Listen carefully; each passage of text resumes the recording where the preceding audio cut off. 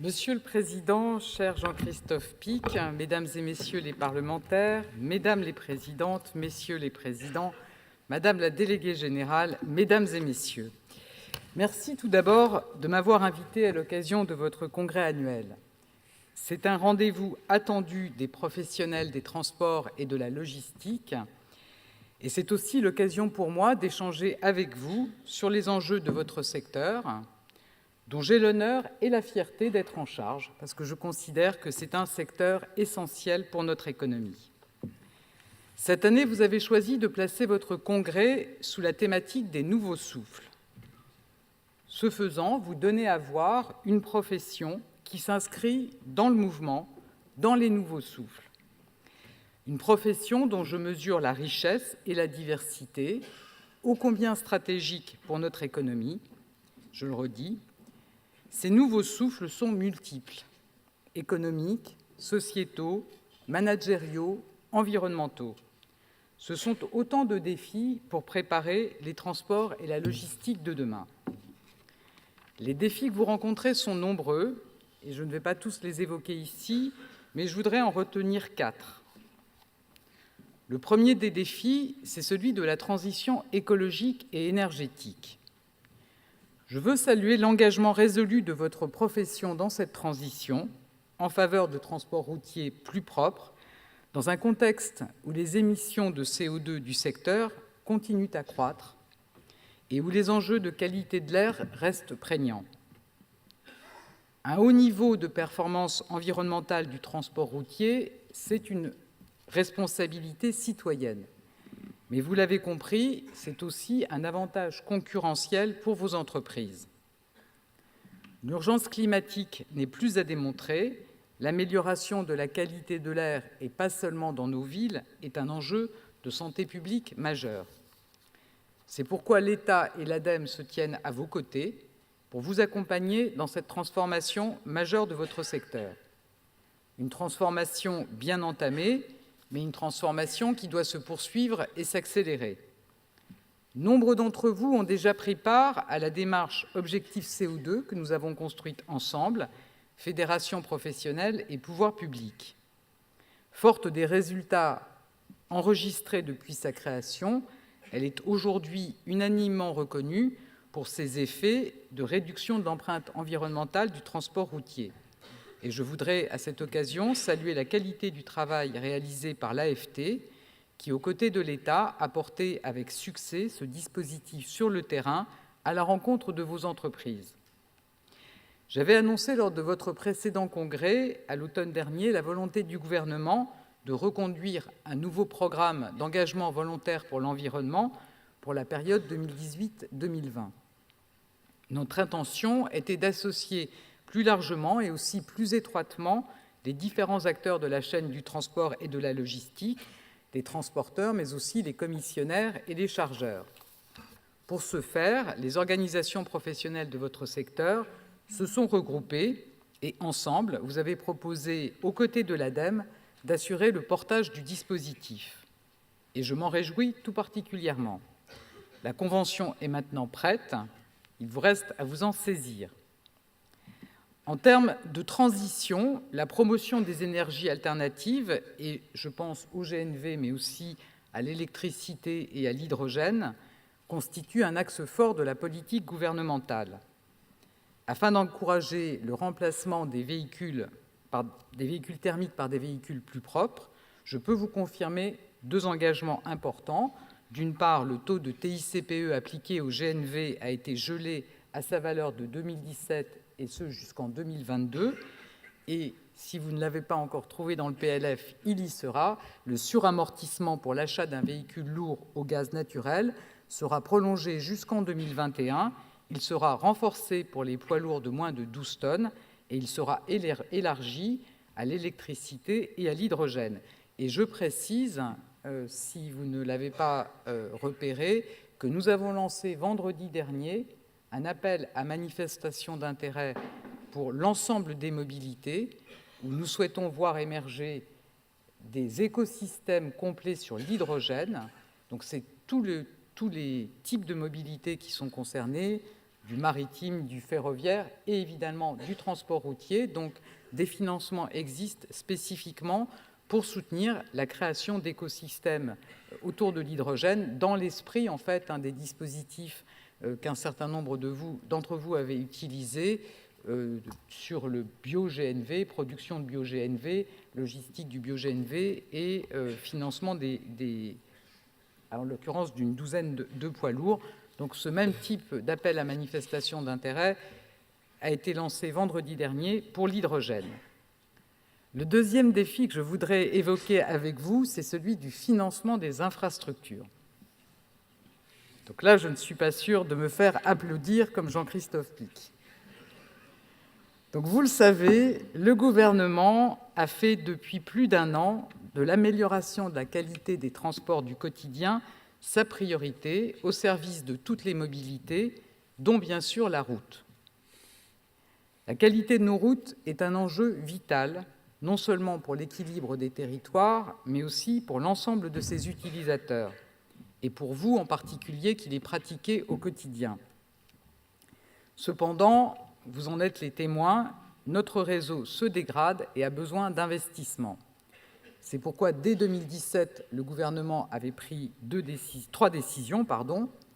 Augmenter dès 2018 de 100 millions d'euros les crédits consacrés à l'entretien et à la régénération des routes nationales non concédées, demander au Conseil d'orientation des infrastructures de hiérarchiser nos priorités et les grands projets à réaliser, et enfin de lancer des audits sur l'état de tous nos réseaux, notamment le réseau routier, pour connaître les besoins de régénération. Au-delà de ces premières mesures, il faut des décisions durables. Et c'est le sens des grands équilibres de la programmation des infrastructures que j'ai présentés au mois de septembre et qui seront soumis à l'approbation du Parlement. Ce projet permet de répondre aux besoins et, en premier lieu, d'augmenter l'entretien des routes nationales et de nos ouvrages d'art. La catastrophe de Gênes nous ayant rappelé, s'il en était besoin, l'importance d'un bon entretien des ouvrages. Et donc, je le dis, en premier lieu, d'augmenter l'entretien des routes nationales pour arriver au niveau qui permet leur bon état. Il s'agit aussi, et c'est un projet qui me tient également à cœur, d'accélérer les travaux d'aménagement des routes pour desservir les territoires qui restent encore enclavés dans notre pays. Mais vous le savez, il faut des ressources supplémentaires pour tenir ces objectifs. En 2019, la question a été traitée par redéploiement, 300 millions d'euros supplémentaires étant affectés à l'Agence de financement des infrastructures de transport, mais une ressource supplémentaire est nécessaire à hauteur de 500 millions d'euros à partir de 2020. Et c'est très clair, s'il n'y a pas de ressources, alors nous aurons d'autres choix à faire et il faudra revoir certaines ambitions. Les décisions sur ce sujet ne sont pas arrêtées. Quel format pour la ressource? Quelles mesures d'accompagnement? Nous travaillons pour 2020, donc nous avons le temps de consulter largement. Je veux redire que les modalités de mise en œuvre ne sont pas arrêtées, que toutes les options sont sur la table. J'ai bien entendu qu'un certain nombre ne vous conviennent pas. En tout cas, rien ne sera décidé sans une consultation préalable et je viens d'écrire à tous les acteurs pour les convier à un échange dès les prochains jours. Moi, je n'ai qu'une certitude, nous devons investir pour nos infrastructures qui sont aussi votre outil de travail. Nous devons trouver les ressources pour le faire et nous y travaillerons ensemble. Le troisième défi que je veux aborder avec vous, c'est celui de la concurrence, ou plutôt des concurrences. Le renforcement continu de la concurrence dans le cadre du marché intérieur est évidemment un défi majeur. La concurrence n'est pas un mal en soi, au contraire, et on mesure chaque jour un peu plus, en plein Brexit, l'importance de se situer au sein du marché intérieur. Cette concurrence doit toutefois être saine et loyale, avec des règles claires et contrôlables, une répression puissante des fraudes et une réelle prise en compte des conditions de vie et de travail des chauffeurs routiers. Vous le savez, l'engagement du gouvernement est total pour défendre ces principes dans le cadre des difficiles négociations du paquet mobilité. Ces négociations ont été relancées à la rentrée par la présidence autrichienne et nous venons d'entrer dans une phase décisive du processus d'adoption ou de rejet au Conseil. De son côté, le Parlement européen rencontre également des difficultés pour adopter sa position. Et je pense que nous avons raison de prendre notre temps, parce que ces textes vont structurer le secteur pour les années à venir.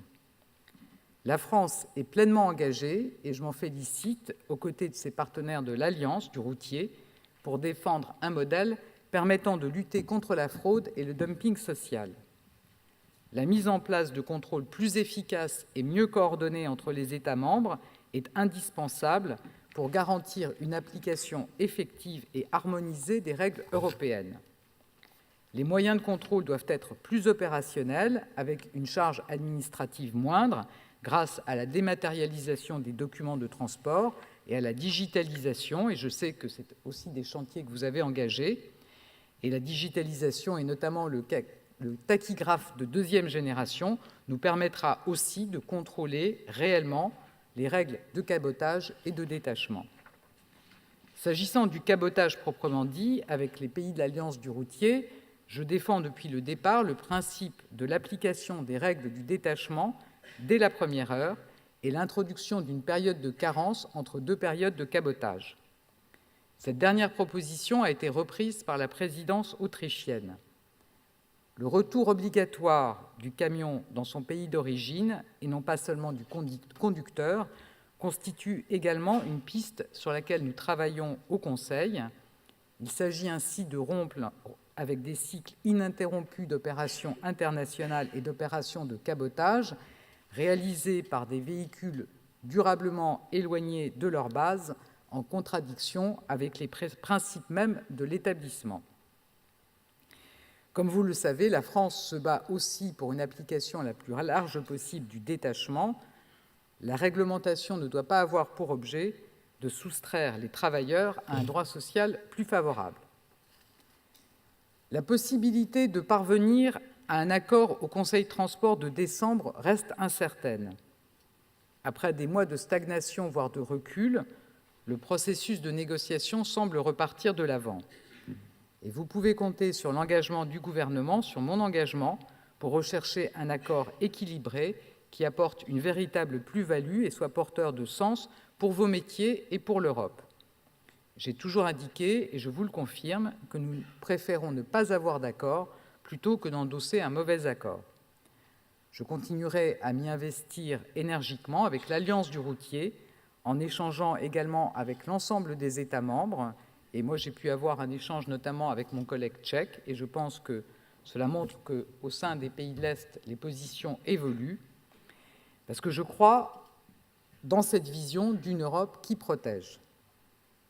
La concurrence est aussi le sujet du marché européen, et donc celui du Brexit. La sortie du Royaume-Uni de l'Union européenne le 29 mars prochain nous met dans une situation inédite, et je comprends les inquiétudes qu'elle suscite. Je peux vous assurer que tous les ministères travaillent sur l'ensemble des scénarios envisageables, y compris l'absence d'accord, pour permettre la meilleure fluidité des échanges après le 29 mars. Un projet de loi habilitant le gouvernement à procéder par voie d'ordonnance a été déposé sur le bureau du Sénat. Des échanges réguliers ont lieu entre les services de mon ministère et les fédérations professionnelles, dont la vôtre. Nous travaillons également étroitement sur le fonctionnement du tunnel sous la Manche, en lien avec la Commission européenne. En cas de sortie sèche du Royaume-Uni sans accord de transition, des procédures douanières qui demandent encore à être définies seront rétablies. Ces procédures sont largement dématérialisées et effectuées en amont du franchissement des frontières, mais il faut néanmoins anticiper, nous préparer, reconstruire des compétences dans ce domaine. Les services des douanes ont déployé des moyens en région pour vous accompagner dans cette préparation. Je vous invite à saisir ces opportunités d'accompagnement proposées par les douanes aux entreprises.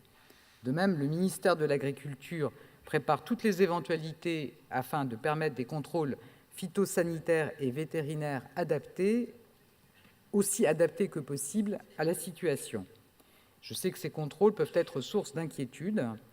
Comme l'a indiqué le Premier ministre la semaine dernière, et à ma demande notamment, un coordinateur interministériel a été nommé, Vincent Pourquerie de Boisserin. Il est notamment chargé du relais entre les administrations centrales et les services déconcentrés, précisément sur ces sujets de flux de passagers et de marchandises. Donc n'hésitez pas à le saisir. Tout ne pourra pas du jour au lendemain se dérouler comme si rien ne s'était passé, mais nous nous préparons à ce que cela soit le moins pénalisant pour nous et vous tous. La concurrence, enfin, c'est celle entre le transport routier et les VUL. Je voudrais y revenir quelques instants. Le député Damien Pichereau a formulé des propositions d'évolution de la régulation de cette activité.